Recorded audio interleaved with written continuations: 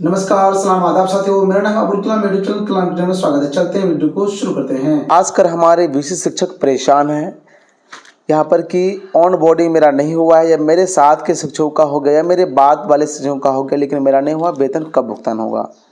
या फिर user name exit हो गया है, एक्टिव नहीं हुआ है, यूजर नॉट एक्टिव दिखा रहे थे, एक्टिव कब होगा, क्या प्रक्रिया होता है, ऑन बोर्डिंग होने के कितने दिनों के बाद वेतन भुगतान होता है, या फिर ऑन बोर्डिंग होने के कितने दिनों बाद एक्टिव होता है, पूरी प्रक्रिया बताएंगे आपको।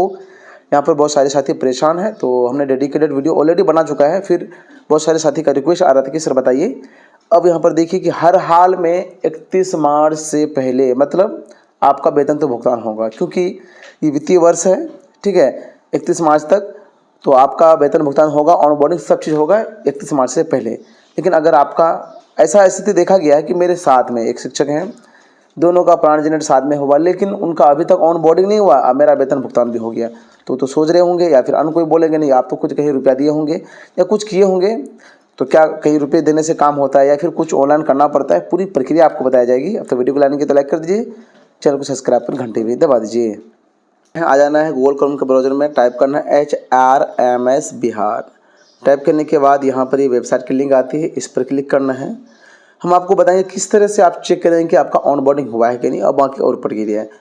तो इस तरह का ओपन होता है, तो यहाँ पर क्या करना पड़ता है, यहाँ पर फॉरगॉट यूजर नेम पर क्लिक करना है। इसका मतलब कि आपने यूजर नेम भूल गए, आपका एग्जिट हुआ है कि नहीं, यहाँ पर जानेंगे आप। इस पर क्लिक करने के बाद यहाँ पर मोबाइल नंबर डालने का ऑप्शन आता है। ये इंटर नंबर वाले बॉक्स में आपको अपना क्या करना है, रजिस्टर्ड मोबाइल नंबर, कहने का मतलब जो प्राण जनरेट करते से मोबाइल नंबर का यूज़ किए वही नंबर आपको फिल करना है। फिर गेट यूजर नेम पर क्लिक करना है। तो उस शिक्षक का ही हम कर देते हैं जिनका मेरे साथ क्या हुआ है, प्राण जनरेट हुआ है लेकिन उनका ऑन बोर्डिंग नहीं हुआ है, तो उनका ही नंबर यहाँ पर करके गेट यूजर नेम पर क्लिक करके देख लेते हैं। जैसा कि देख पा रहे हैं, अब भी बता रहा है mobile number does not exist. इसका मतलब क्या कि इनका ऑन बोर्डिंग नहीं हुआ है। तो कैसे जानेंगे कि ऑन बोर्डिंग हुआ है, तो एक मेरा ही खुद का हम अपना नंबर डाल करके फिर यहाँ पर दिखाएंगे आपको कि किस तरह समझेंगे ऑन बोर्डिंग नहीं हुआ है।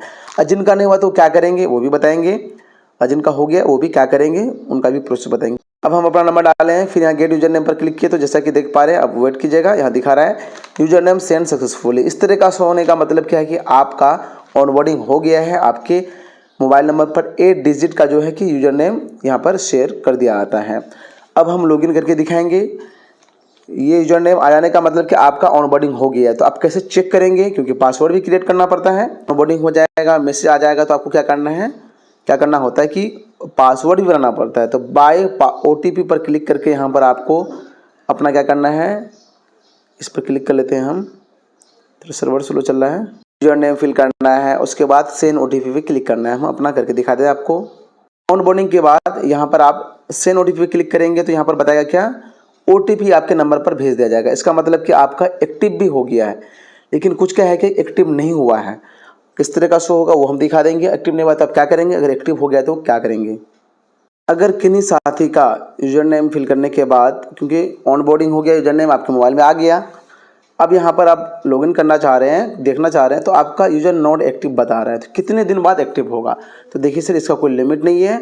बहुत सारे साथी कमेंट कर रहे थे, हो सकता है कि 2 दिन 3 दिन 4 दिन में भी आपका क्या हो जाए, एक्टिव हो जाए। मेरा कितना दिन में हुआ था, तो मेरा लगभग 5 से 6 दिन में क्या हुआ था, एक्टिव हो गया था। एक्टिव होने के बाद 100% आपका वेतन भुगतान होगा, ठीक है।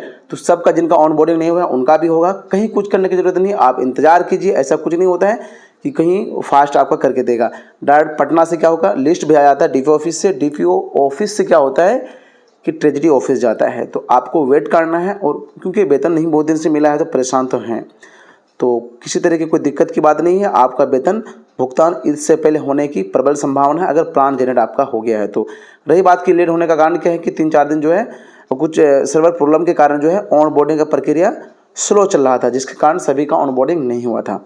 तो उम्मीद करते कि आप समझ गए होंगे। इसके अलावा भी आपके मन में जो सवाल है आप कमेंट कीजिए, आपके कमेंट का 100% जवाब दिया जाएगा। तो जिनका भी एक्टिव हो गया है, आपके नंबर पर OTP आएगा। OTP यहाँ पर आपको फिल करना है, उसके बाद लॉगिन कर लेना है।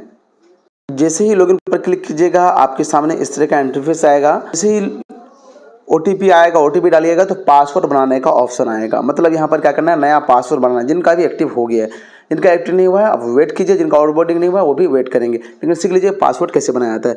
तो पासवर्ड बनाने का एक पैटर्न होता है। पैटर्न क्या कि फर्स्ट लेटर या कहीं भी एक लेटर क्या होना चाहिए, कैपिटल होना चाहिए। जैसे मेरा नाम कलाम है तो के बराबर दिए, KALAM कर दिए।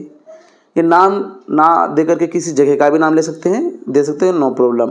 फिर स्पेशल कैरेक्टर के रूप में @ ले लिए, 1 2 3, ये क्या हुआ, पैटर्न हुआ। यहाँ पर कोई भी डिजिट या फिर @ या हैश दीजिए प्राइवेसी के लिए, ताकि कोई आपका ओपन नहीं कर पाए।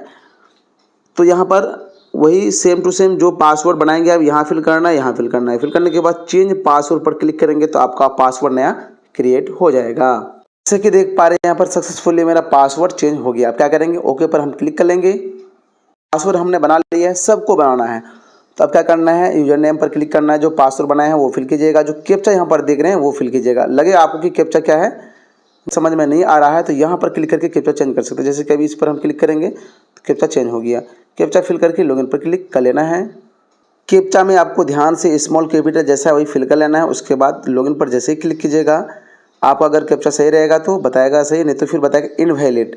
इनवैलिड का मतलब दोबारा यहाँ नया कैप्चा आ गया, वो फिर यहाँ पर फिल कीजिए।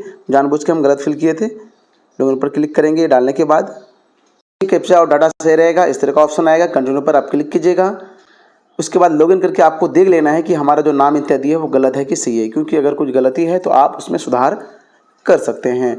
मतलब ऑन बोर्डिंग होने के बाद आप लॉगिन कैसे करेंगे ये प्रक्रिया बताया जा रहा है। जिनका ऑन बोर्डिंग नहीं हुआ है वो भी देखें, जिनका ऑन बोर्डिंग हो गया है वो भी देखें। कारण क्या है कि सबको ये प्रोसेस करना है। जैसे इस तरह का ओपन आता है, अब आते हैं हम सबसे नीचे, क्योंकि हमारे यहाँ पर एम्प्लॉई HRMS ऑन बोर्डिंग का जो यूजर नेम है, लेकिन नीचे डिटेल्स हम देख पाएंगे कि मेरा नाम में क्या त्रुटि है, सही है कि नहीं है। यहाँ पर जैसे ही आप आइएगा तो यहाँ पर सर्विस बुक है। सर्विस बुक से ही आप क्या करेंगे देख पाएंगे। सर्विस बुक पर क्लिक करेंगे, आपको वेट करना है। रनिंग होने के बाद फिर यहाँ पर शो होगा तो हम क्या करते हैं कि वे व्यू पर क्लिक कर लेते हैं, ताकि देखने में और अच्छा लगे और अच्छी तरह से साइज बन जाए और आपको अच्छी तरह से हम दिखा पाएँ। देख पा रहे कि इस तरह का शो हो गया, इसमें किसी तरह कोई दिक्कत नहीं है। अब यहाँ पर आपका प्रान नंबर शो होगा।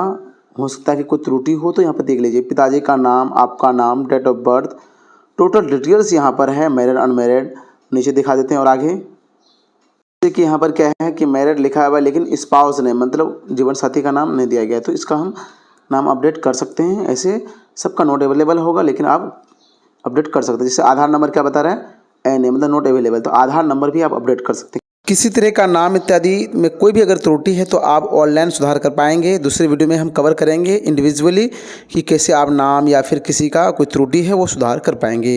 वीडियो को लास्ट देखने के लिए तहे दिल से शुक्रिया।